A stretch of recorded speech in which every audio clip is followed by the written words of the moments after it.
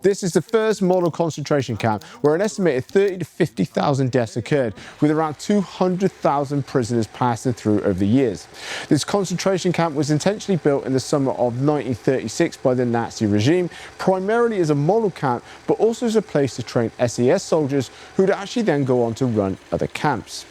Now, construction took around about 2 years, being made easier because this particular camp was actually built on a former brickworks site, which provided access to quarried materials. The camp was designed under First Commandant Walter Eisfeld, who supervised the layout, including the barracks, guard towers, workshops, and administrative buildings. Now, Eisfeld chose a triangular design for the camp for good reason, as this layout allowed the guards in the central area or towers to see almost every barrack or prisoner path without leaving their posts. Prisoners could rarely hide, and guards could move people quickly or isolate individuals, making escape virtually impossible. Now, yet remarkably, someone actually did escape.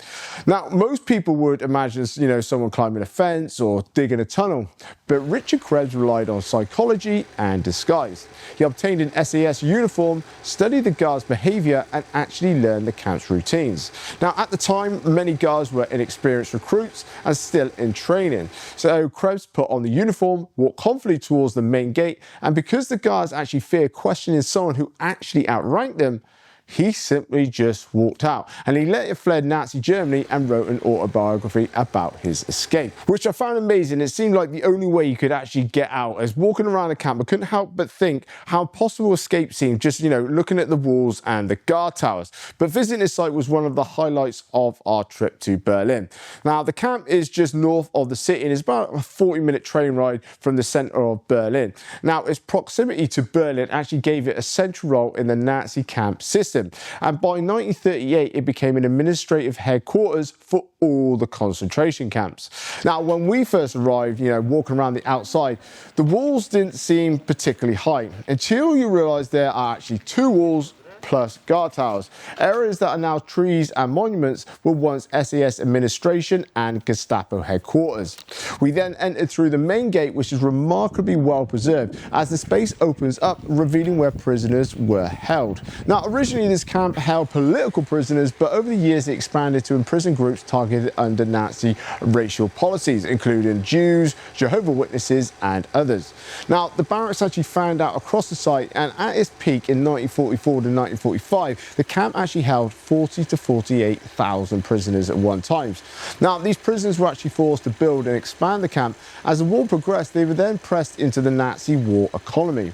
They worked on weapons, ammunition, aircraft components, and the infamous shoe testing track, where they had to walk 30 to 40 kilometers per day with these heavy backpacks to test how good the shoes were, whilst others maintained the camp itself. Today, though, most of the original wooden barracks are actually gone as a result of both the Soviet use of the camp and later the redevelopment into a memorial in the late 1950s. Now, some reconstructed barracks actually still remain alongside glass boards that are actually filled with stories, about prisoners, officers, and camp life. And accounts that are both, fascinating and some that are pretty profound, difficult to actually read. Another part that remains is Station Z. Now, this is the larger killing complex. The SES named it Z, to symbolise the final stage of the camp where prisoners' lives were actually ended. Now, the one building that is still intact is the Pathology and Autopsy building.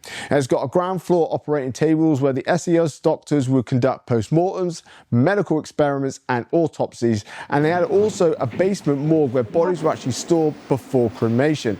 And I have to say, though, being in this building, was kind of surreal, as knowing that thousands of people had actually died there and that bodies, were stacked in the basement makes it probably one of the more difficult places to actually visit within the camp. Now, nearby is the trench, which is a long, shallow pit used for executions. The officers would get the victims to line up along the edge, and after being shot, they fell directly into the trench, allowing the bodies to be removed quickly.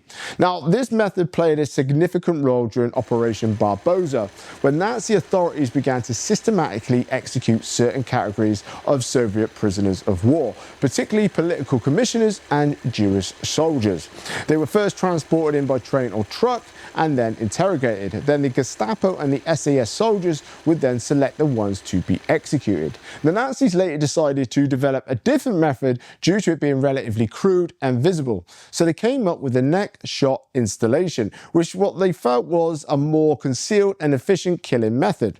So the prisoners were brought into a room that was disguised as a medical examination area and told to stand against a height measuring device. But what they didn't realize was hidden in a small room behind the wall was a soldier with a pistol or a rifle, and then he shot them through a small opening which would then either kill them instantly or within seconds. Now the bodies were then taken to a nearby crematorium by prisoners that were assigned to body handling duties. Today though, the crematorium is reduced to foundations, but photos of some of the victims remain. Now of the 30 to 50,000 deaths during the Nazi rule, about 10,000 of them were Soviet POWs, and others dying from starvation, disease, forced labour, abuse and systematic executions. As the camp was not primarily an extermination camp like Auschwitz, but it did, however, install a gas chamber in 1942, but that is no longer present. Then in 1945, as Allied forces approached, the SES evacuated tens of thousands of prisoners on what was known as the brutal death marches. Around 30 to 33,000 prisoners were forced to march 20 to 40 kilometers per day, often under guard fire while suffering from exhaustion, starvation, exposure and disease. Those who actually survived were eventually liberated by the Soviet and American forces, though many carried lifelong injuries and trauma. Now, approximately 3,000 prisoners remained at the camp who were far too weak or ill to march.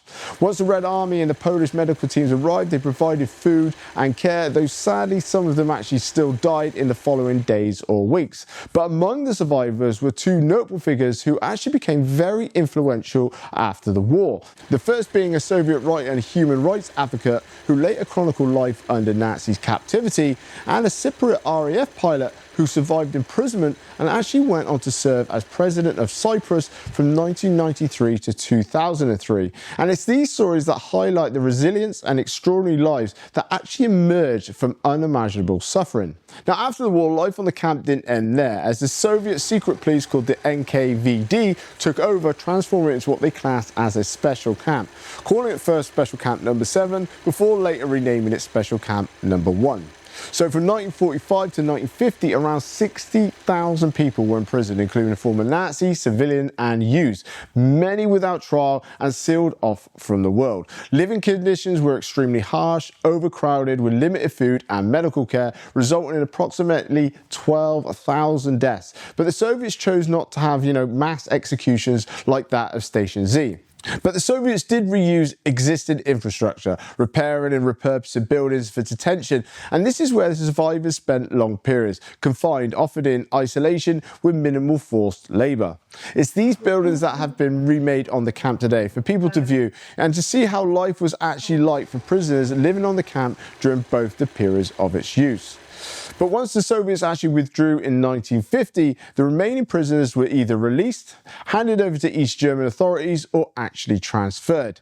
Then between the years of 1950 to 1956, some buildings were actually then used by the East German police and military units, while others were left to just basically decay.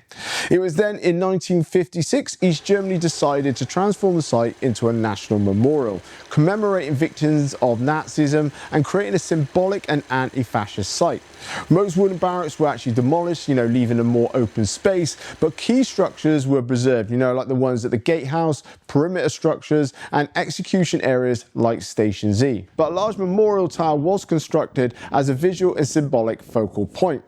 Now, by 1961, the memorial actually opened up to the public, and it was designed for ceremonies, education, and to present a clear and moral message about fascism and resistance.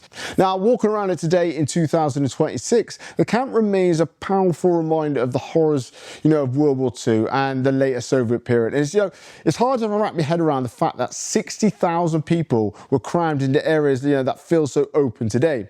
But seeing the space firsthand, understanding, kind of like what happened and reflecting on both human cruelty and resilience, is kind of a reminder that we must never allow anything like this to happen again.